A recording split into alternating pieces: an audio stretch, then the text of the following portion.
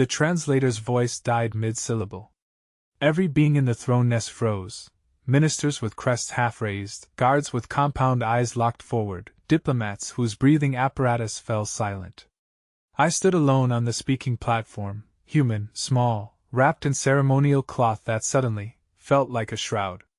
The Jintar Queen sat motionless on her throne of woven mineral, her 4 primary eyes fixed on something beyond my shoulder, her mandibles slightly parted in what I'd learned meant shock or fury. The silence pressed against my eardrums like deep water. My handler, Ambassador Vec, made a sound like tearing silk. His thorax contracted. I didn't look at him. Couldn't. The Queen's secondary eyes had begun to track slowly toward me, 2 black orbs the size of dinner plates, while her primary eyes remained fixed on that distant point. Her antennae slowly straightened from their relaxed curve into rigid lines. Around the chamber, courtiers touched their thoraxes, the Jintar prayer against witnessing death. I'd said one word. Just one, after the translator finished my formal petition for medical supplies. The word had felt right in my mouth, powerful and true, exactly what the moment demanded after weeks of failed negotiations. But now the Queen's talons were extending, one joint at a time, from sheaths in her lower arms, and the captain of her blade guard had shifted his stance in a way I recognized from training vids, preparation for swift execution. Repeat. The Queen's voice bypassed the translator, a direct neural pulse that made my teeth ache. She spoke the word in her own language, then, again in mine. Repeat what you spoke. My throat felt lined with sand. Every xenology briefing, every cultural session, every warning from the diplomatic corps crowded my mind, but they were useless now. I'd already crossed whatever line existed. Retreat would mean nothing. I forced my spine straight and met her 4 primary eyes directly, another violation, but irrelevant now. Magnificent, I said clearly. I called you magnificent. A ripple passed through the court. Several courtiers' antennae collapsed entirely, a faint response I'd never seen. The blade captain's hand moved to his sonic disruptor. But the Queen remained perfectly still, all 6 eyes now focused solely on me. She leaned forward fractionally, her weight shifting on the throne in a way that made the entire mineral structure sing one low note. You know, she said, still using the neural channel that made my bones vibrate, what that word means in our language. It wasn't a question, but I nodded. Yes, Your Radiance. Say it. I swallowed. To call someone magnificent is to claim you see their true form beneath all pretense. It means you've witnessed their soul naked and judge it worthy of existence. It's reserved for... I hesitated. For the dying, the Queen finished. For those taking their last breath, when all ceremony falls away and only truth remains. To speak it to the living is to suggest they are false, hollow, wearing a mask you've seen through. Her mandibles clicked once, sharp as breaking bone. It is the gravest insult in our tongue. Or, I said, and my voice somehow didn't shake, the greatest compliment, if meant with absolute sincerity. The Queen's antenna began to tremble. A low harmonic filled the chamber, coming from her thorax, from deep inside her chest cavity. The courtiers pressed themselves against the walls. Ambassador Vec made a clicking sound of pure despair. The blade captain drew his weapon. But I kept my eyes on the Queen and saw what no one else was watching for, the subtle shift of her secondary shoulders, the slight relaxation of her poison sacs, the way her primary antenna tilted forward instead of back. I'd spent 6 months studying her before this moment, not from briefing files, but from raw footage, from the way she moved when she thought no cameras watched, from the micro-expressions that flickered across her features during unguarded moments. She wasn't enraged. She was curious. You're either suicidal or brilliant, she said, and the neural pressure eased fractionally. Perhaps both. Explain why you would speak such a word in my court, human. Choose your words as if your species' survival depends on them. It did. We both knew it. The Jintar controlled shipping lanes through 12 systems. Humanity needed access desperately, not just for trade, but for survival. The plague burning through our colonies required medicines only they produced. We'd sent our finest diplomats, our most skilled negotiators, our most eloquent speakers. All had failed. The Queen refused even basic humanitarian trade, and no one understood why. So they'd sent me instead, a xenocultural specialist with a reputation for dangerous intuition and a complete disregard for protocol. I took a breath that felt like drawing fire into my lungs and spoke the truth I'd realized during weeks of watching her rule. Because you're dying inside, Your Radiance. Not your body, your spirit. You sit on that throne and speak beautiful words while your soul screams that everything is ceremony, calculation, and emptiness. You want anyone, to see you clearly. So I did. The harmonic from her chest stopped. The entire court stopped breathing. The Queen rose from her throne for the first time in living memory during a public audience, her full height towering 3 meters above the platform, her wing cases spreading slightly in a threat display that had ended civilizations. Then, she began to descend the steps toward me, each footfall resonating through the mineral floor, and I knew I would either die in the next 30 seconds or change the course of 2 species forever. The Queen reached the speaking platform and towered over me, close enough that I could see the individual facets of her compound eyes, smell the mineral scent of her carapace. She lowered her head until we were nearly level, her mandibles close enough to sever my spine with a single movement. Every weapon in the room was trained on me now. No one would dare fire while the Queen stood so close, but the moment she stepped back, I would die before my heart completed its next beat. You risk everything on the belief you understand me, she said softly, the neural channel focused so tight now that only I could feel it. What makes you certain you're right? I'm not certain, I admitted. But I'm tired of watching my people die while diplomats dance around truth. And I think you're tired of the same dance. I paused, then added, Your Radiance, you dismissed every human petition without hearing their full terms. Not because they offended you. Because they bored you. Her antenna snapped back. Someone in the court gasped. But I'd started down this path and the only way out was through. We come with beautiful speeches about mutual benefit and carefully calculated respect and strategic partnership, I continued. We say everything except what's real. So here's real, we're desperate. Our people are dying. We need your help and have nothing worthy to trade for it. Every diplomat before me tried to hide that truth behind clever words. I won't. And why? The Queen asked. Should that change my answer? Because you're not refusing us to be cruel. You're refusing because you're waiting for someone honest enough to be worth saving. The silence that followed felt like standing at the edge of a cliff. The Queen's eyes studied me with an intensity that made my skin prickle. Her mandibles moved in small patterns I couldn't read. Finally, she straightened to her full height and turned to face her court.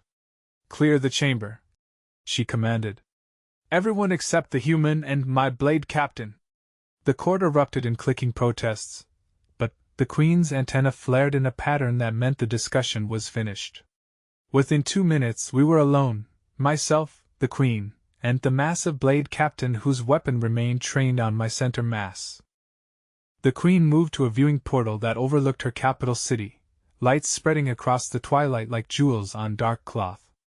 Do you know why I built this throne room from resonant minerals? She asked. No, Your Radiance. Because they record. She touched the wall, and it began to hum. Every word spoken here is preserved in the crystal structure. Every lie, every manipulation, every carefully crafted deception spoken by those who came seeking favor. The humming grew louder. I can replay them all. Listen to how every species tells me exactly what they think I want to hear. She turned to face me. Your diplomats were no different. Beautiful speeches about respecting our culture while their body language screamed contempt. Offers of partnership while their neural patterns showed calculation and fear. But you walked in here and called me magnificent while genuinely believing it, she interrupted. The crystals don't lie about intent. You saw me, truly saw me, and named what you witnessed. Her voice softened. No one has done that in 17 years. Not since my bonded died and I became only a queen, never again a person. The blade captain shifted slightly, his weapon lowering a fraction. The queen noticed but said nothing. Your people are dying, she continued. You need the medicines we produce. I will provide them, freely, for as long as necessary. Relief hit me like a physical blow, but the queen raised one talon. In exchange, you will return here monthly and speak truth to me. No ceremony. No protocol. You will tell me when I'm wrong, challenge my decisions, and remind me that I am more than the mask I wear. She moved closer again. You will be my mirror, human. The one person in all my realm who sees me clearly and reflects that vision back without flinching. Can you do this? I can, Your Radiance. But there's something you should know. Her antenna tilted. Speak. The word magnificent, I didn't say it in your language. I watched comprehension dawn across her features. I spoke it in mine. The translator must have chosen that particular translation, but, in human language, magnificent simply means worthy of respect and awe. I called you exactly what I saw, a leader bearing the weight of billions with grace. The queen stood motionless for 10 full seconds. Then, she began to make the sound again, the harmonic from her chest, but this time it built and rose and filled the chamber with resonance. The blade captain's weapon clattered to the floor. I realized, with shock, that she was laughing, a deep, genuine sound of surprised joy that the crystals would remember forever. A translation error. She managed finally. You risked your life on a translation error. I risked it on you being exactly who you appeared to be. I corrected. The error just made the truth arrive faster. She touched my shoulder with one talon, gentle as falling snow. What is your name, human mirror? Kirichin, Your Radiance. Kirichin, you have saved your people today. You have also saved something in me I thought long dead. She turned to the blade captain. Compose the medical shipment orders. Full supplies, ongoing provision, no payment required. He bowed deeply. It will be done, my queen. As he left, she returned to the viewing portal, and I joined her there.